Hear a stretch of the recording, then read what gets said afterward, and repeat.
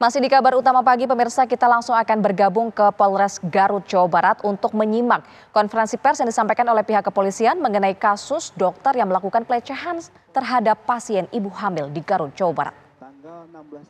Tanggal 15 April 2025 atas nama pelapor ya, ini dari inisialnya AED ya. Dan TKP dari kejahatan kekerasan seksual ini di Jalan Mayor Samsu, Kecamatan Tarogong Kidul, Kabupaten Garut khususnya, dan tepatnya di dalam kamar kos si tersangka. Adapun modus operandi yang kami sampaikan di sini bahwa tersangka MSF usia 33 tahun adalah dokter kandungan pada klinik Karya Harsa yang beralamat di Jalan Ahmad Yani, Garut. Jadi bersangkutan ini memiliki izin ya di beberapa rumah sakit yang ada di Garut. Ya, tetapi yang di sini merupakan salah satu izin di klinik tertentu. Nah, kemudian modus tersangka MSF adalah melakukan suntik vaksin gonore kepada korban saudara yang berusia 24 tahun ini yang dilakukan di luar klinik, yaitu di kediaman orang tua korban yang beralamat di Jalan Terusan Pembangunan Desa Sugagalih, Kecamatan Tarogong Kidul, Kabupaten Garut. Kemudian selesai korban melaksanakan pemeriksaan, kemudian akan pergi kembali ke rumahnya karena pada saat datang itu yang bersangkutan ke rumah korban itu menggunakan ojek online. Ya. Kemudian tersangka ini akan pulang dan meminta untuk diantarkan ke kos-kosan si tersangka ini. Ya. Kemudian sesampainya di kos-kosan, korban hendak membayar jasa suntik vaksin gonore secara tunai, tetapi tersangka menolak dengan alasan malu. Ada yang melihat dan minta membayar di dalam kamar kos. Nah, ketika di dalam kamar kos ini tersangka secara paksa meraba-raba bagian tertentu dan bagian tertentu lainnya dalam baju sehingga kuat melakukan perlawanan. Ya, ada penolakan dari si korban. Nanti secara detail akan disampaikan oleh Bapak Kapolres. Di sini tersangka jelas di keterangan kami bahwa berinisial MSF ya.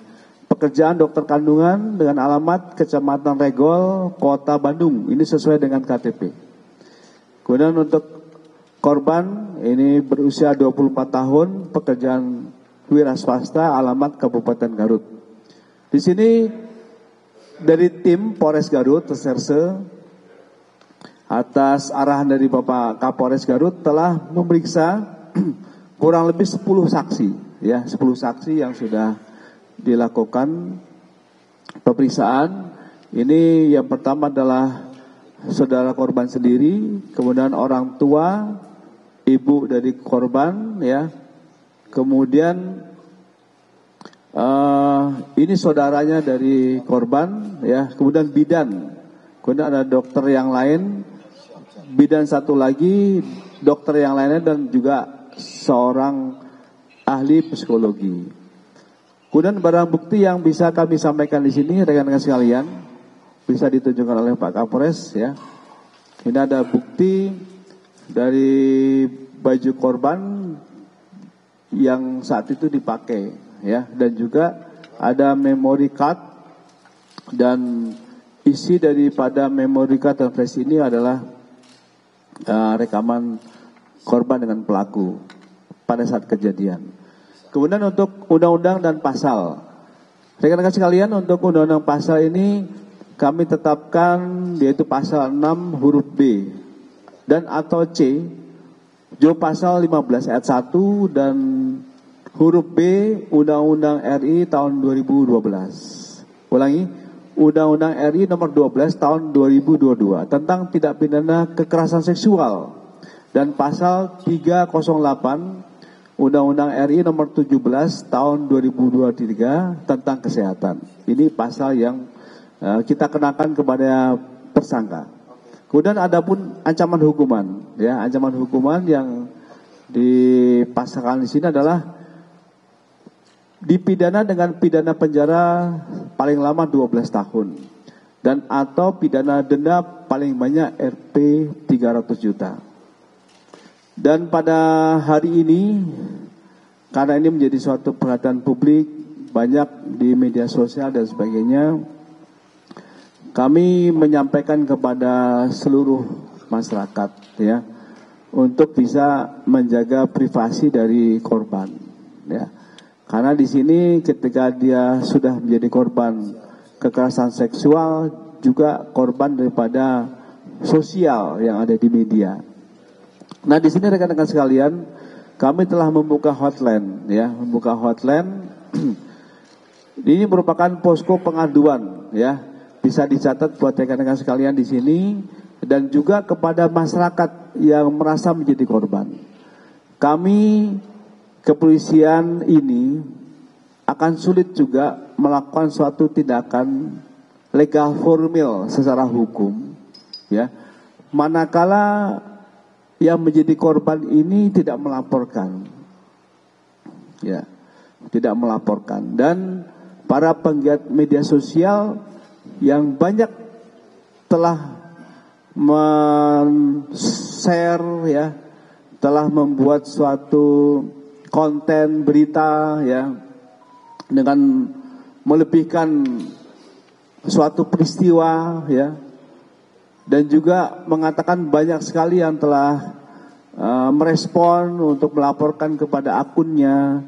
Ini juga telah kami profiling, ya, dan telah kita lakukan komunikasi dengan di DM langsung lah dengan cyber kami, ya, dan utamanya dari unit PPA kita dan juga Polda. Tetapi sampai saat ini yang telah konfirmasi kepada, ya, YouTuber, ya, maupun pemilik akun channel yang memblasting tentang ini belum ada timbal balik kepada kita, ya. Nah, ini tentu saja para netizen ini juga harus bijak bermedia sosial, ya, tetapi kita juga mendukung. Kita harus ada rasa empati dan simpati kepada korban. Nah, untuk itu di samping dari berbagai multi platform, ya, yang ada di dunia maya, silakan itu menjadi rujukan untuk bisa melaporkan juga kepada kami di hotline kami ini di nomor 08111, ya, satunya 3 kali, kemudian 34040440. Ini nomornya cukup menarik, ya. Jadi saya ulangi lagi nih, 08113434040. Ini Kapolres Garut memilihnya bagus sekali nih, ya, nomor cantik, tapi diperuntukkan untuk pelayanan kepada masyarakat. Demikian dari saya, Kabid Humas, dan selanjutnya kami persilakan kepada Kapolres yang lebih detail untuk menyampaikan uraian singkat kejadian. Terima kasih. Waktu dan tempat kami persilakan. Baik, Assalamualaikum warahmatullahi wabarakatuh. Terima kasih, mohon izin kami menyampaikan kronologis kejadian yang terjadi. Yang dilaporkan ada laporan polisi yang tadi disebutkan oleh Bapak Kabid Humas Polda Jawa Barat. Jadi peristiwa ini dimulai pada saat korban konsultasi kemudian mendatangi sebuah klinik di Kabupaten Garut karena permasalahan kesehatan. Pada kunjungan pertama yang bersangkutan dilakukan pemeriksaan kesehatan di klinik tersebut.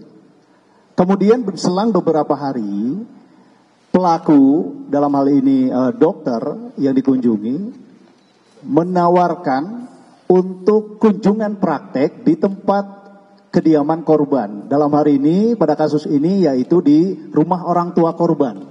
Selang 3 hari, pelaku dengan menggunakan ojek online itu datang ke rumah korban. Dilakukan pemeriksaan, kemudian dilakukan juga menyuntik tadi yang disampaikan oleh Bapak Kabid Humas, dan pembayarannya itu dilakukan di tempat tinggal pelaku. Karena tadi pelaku datang menggunakan kendaraan ojek online, pelaku menyampaikan bahwa minta diantarkan pulang kepada korban. Akhirnya dengan kendaraan roda 2 korban, karena rumah korban dari rumah orang tua pelaku ini satu arah, pelaku minta diantarkan ke tempat kos-kosannya. Sampai dengan di rumah kos-kosan, di rumah pelaku, korban kemudian membayar biaya kesehatan tadi sekitar 6 juta. Namun pelaku menyampaikan jangan di depan rumah karena nanti dilihat orang. Kemudian pelaku menawarkan untuk pembayaran itu dilakukan di dalam rumah. Ketika terjadi di dalam rumah, pelaku mengunci pintu, kemudian melakukan mendekati korban, mencium leher dan sebagainya. Di sini korban berusaha menolak, kemudian korban juga menyampaikan, mengancam akan melaporkan malam ini juga.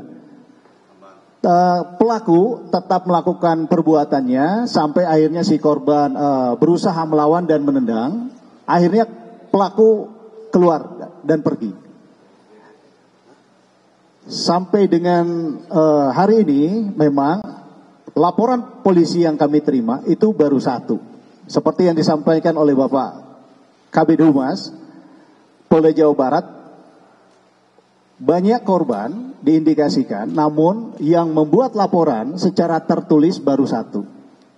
Ada 1 lagi korban, namun yang bersangkutan masih belum bersedia untuk dibuatkan laporan polisi. Jadi masih berupa pemeriksaan saksi. Mungkin itu saja yang dapat saya sampaikan. Selanjutnya secara teknis juga nanti dari ID Kabupaten Garut nanti akan menyampaikan. Untuk waktu kami persilakan.